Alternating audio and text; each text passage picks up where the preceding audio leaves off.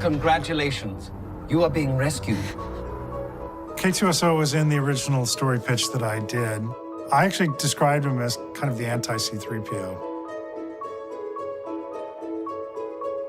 C3PO is a beloved character, but he's always used as a bumbling comic relief. But he's got amazing capabilities. They shut down the main reactors. We'll be destroyed for sure. This is madness.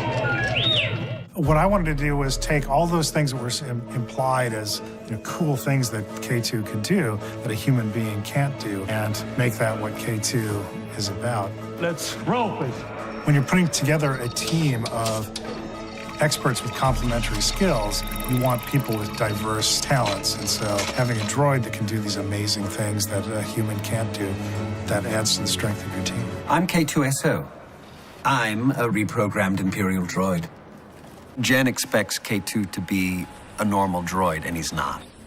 He doesn't follow orders so well. He listens to Cassian.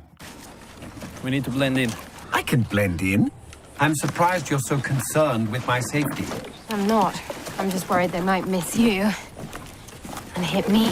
Not only does he speak his mind at times when he shouldn't.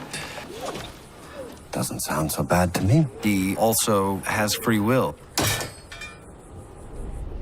He's a lot of different things. He's many things. He can be violent, cold. We will make it no more than 33% of the way before we are killed. He's funny. I find that answer vague and unconvincing. He's helpful. There are a lot of explosions for two people blending in. Freeze, right there. I mean, he's supposed to be a spy. He's a terrible spy. Terrible. Terrible.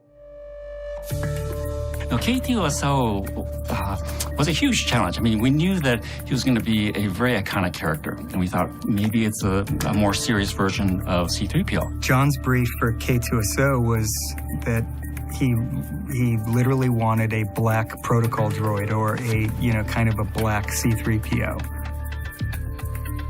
Some of our earliest designs were just simply variations on C3PO, and they weren't quite hitting the look. So we went back to sort of our safety net, Ralph McQuarrie. We went back to his sketchbooks. And he had drawn many versions of these very elegant robots, almost stylized, where they had very thin limbs. We explored many versions of that, using Ralph as a foundation for updating it. And I think the final version is a really unique take on it because it adds something very bold and very fresh. And I think in terms of designing for Star Wars, you need that. You need that boldness, you need that freshness. I've got a bad feeling about it. Quiet. Well, It was important that for synthetic characters, we still have high-quality acting there.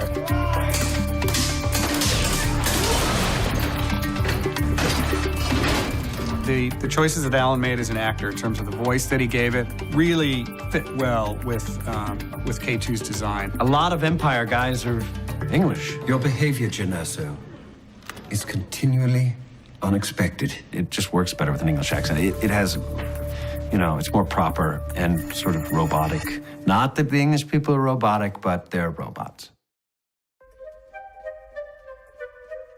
One of the biggest physical differences between Alan and K2 is that K2 is about a foot, 14 inches taller than Alan. So you want the eye line to be in the right place. So most of the time, Alan is wearing these really wonderfully made stilts. And that puts his knees at the right place, puts his shoulder at the right place, puts his head in the right place.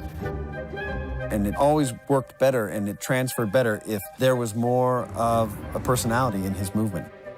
K2 walks down a hallway and is passed by another K2 model that's in the Empire and hasn't been freed by a reprogram like K2 was.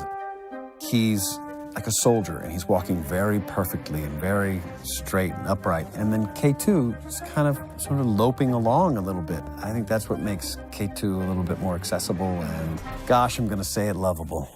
There are times when what Alan needs to do are just a little too awkward or dangerous to do with the stilts. So in order to have his eye line at the right place, there's a backpack that's been rigged with a couple little poles and a cutout photo of K2's head. If there's ever a time where I have to put that thing on, oh God, no. Here it comes. It's so awful.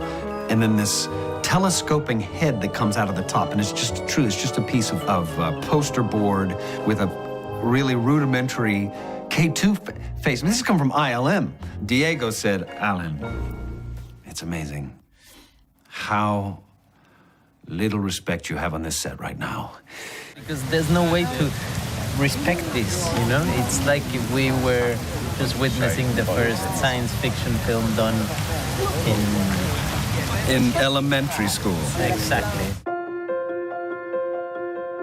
Where Alan ends and K2 begins is sometimes a blur for me because Alan's a really funny guy and he gets high score on set for cracking jokes. My God, he kept us laughing and enjoying the process. Alan would always be throwing in completely random lines that would always make us laugh. Oh, sorry, that was the fuel. I was asked to go scout out in this big town square, and then as the stormtroopers go by, Clive, nice to see you. Darren, hello, hello. Gail, looking good. You've lost a little. I remember there's one particular occasion, I knew a funny line was coming, and to the point where I was crying, and I'd have to actually bit my lip to keep the camera still because I was giggling, and I knew I couldn't use the shot if the camera moved like that. And genuinely, there's 2 takes we can't use because it's rocking because I'm laughing so much. It was very inappropriate sometimes, but that's kind of K2 as well, so. Don't do this to me, Cassian. Levity is good in a movie like this, which is very heroic and very serious. The world of Star Wars has a lot of, it's a very serious world. Although, you know, in the first 3 that I was introduced to the Star Wars world with, there was humor in it, definitely from Han Solo. You have to shoot this. Traveling through hyperspace is like Dustin Crops, kid. Without precise calculations, we fly too close to a store.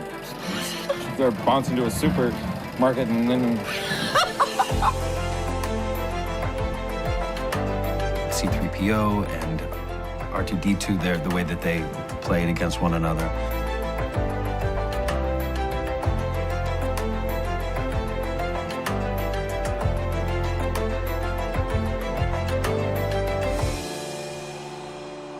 I'm glad to be one of those elements in this.